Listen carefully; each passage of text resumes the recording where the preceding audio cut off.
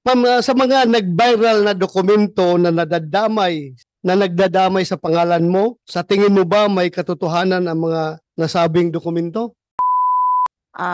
Wala po akong alam. Wala.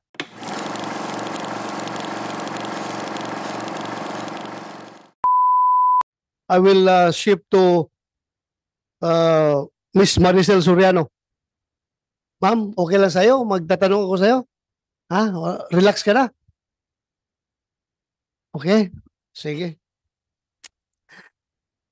Ma'am, sa mga nag-viral na dokumento na nagdadamay sa pangalan mo, sa tingin mo ba may katotohanan ang mga nasabing dokumento? Ah, Sa tingin mo?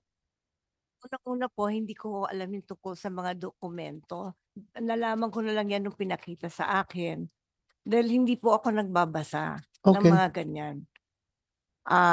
Wala po akong alam. Wala. Opo. Thank you po. Next question po, ma'am. May property ka ba sa Rockwell? Ikaw ba ang nagmamay-ari ng Unit 46-C Rizal Tower Building located at Rockwell, Barangay Poblacion, Makati City? Opo. Sa'yo yon, Opo. yung 46-C. Hanggang 2012 po, nabenta ko na ho yun. Wala na ako doon. 2012. Anong month yun nabinta? Hindi ho ako sigurado sa month, pero yung year naalala ko. So, your pre-ops is 2012, Your Honor. 2012. Yes, sir. 2012. 2012. So, bininta mo na after 2012. Binenta ko po siya nung 2012. Yun lang po ang naalala ko. Okay. But then you admit na you are the owner and at the same time the occupant of such unit, yung Unit 46, the C. Opo. 2012 bininta mo. Yes, Your Honor. And your pre-ops was 2012.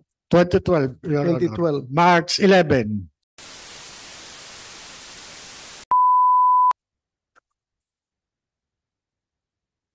Okay. Thank you.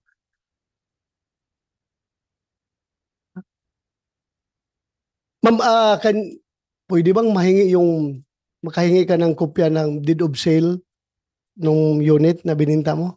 Opo. Ha? Wala. Kung meron kayong Hanapin ko po. hanapin mo. Thank you. Ito rin ma'am, may napabalita in 2011.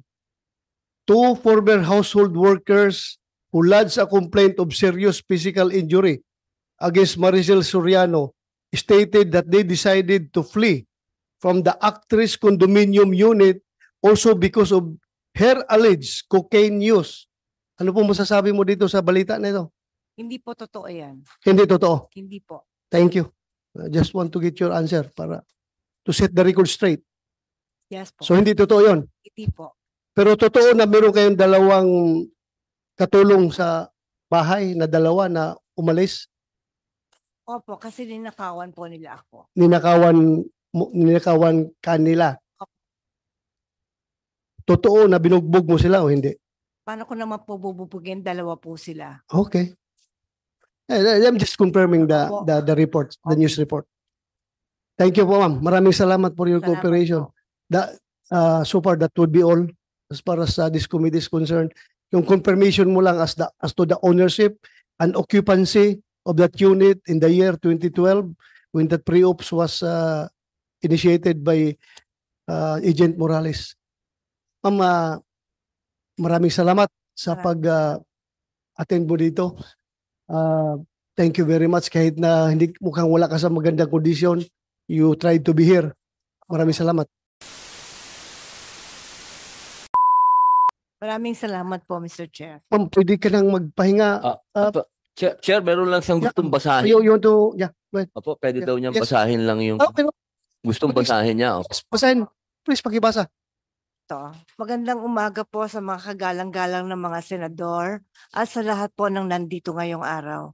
Ako po ay nakatanggap ng imbitasyon galing po kay Senador Bato de la Rosa para magbigay ng komento tungkol sa issue na pinag-uusapan dito sa hearing Unang-unang humingi po ako ng paumanhin dahil hindi po ako sanay sa mga ganito. Alam niyo po, first time ko na po talaga na makatanggap ng imbitasyon na humarap sa Senado. Nakakakabahat, nakakatakot. Sa totoo lang po, hindi malinaw sa akin kung bakit po ako naimbitahan sa hearing. Nagtataka lang po ako dahil lahat po ng tumestigo dito ay nagsabing na-verify ang impormasyon, hindi na-verify ang impormasyon ni Mr. Morales at walang investigasyon na naganap. Pasensya na po kung nalilito po talaga ako dito. Gayunpaman, mataas po ang respeto ko sa Senado at sa mga kagalang-galang ng mga senador na nandito ngayon. Lalo na po si Chairman Senator De La Rosa. Sa abot po ng aking makakaya, tutulong ako na sagutin ang inyong mga katanungan. Pero sir, nakikiusap lang po ako sa inyo po. Kung ang usapin ay tungkol po sa mga bagay na may legal na implikasyon po, sana po ay pagbigyan niyo po ang aking abogado na sumagot para sa akin. Hindi man po ako abogado, sir. At sa usapang legal, mas nararapat po yata na ang abogado ko na lang po ang sumagot at magpaliwanag. Kung magkaroon man ho ng legal question, pinapahintulutan ko pong magsalita para sa akin si Attorney Agnes Maranan. Maraming salamat po, sir.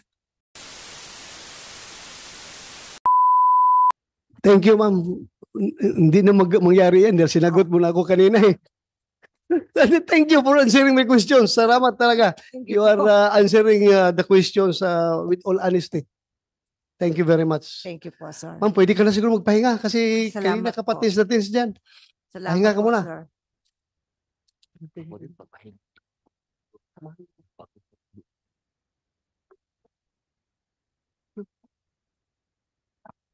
Ma'am, thank you. Thank you, sir.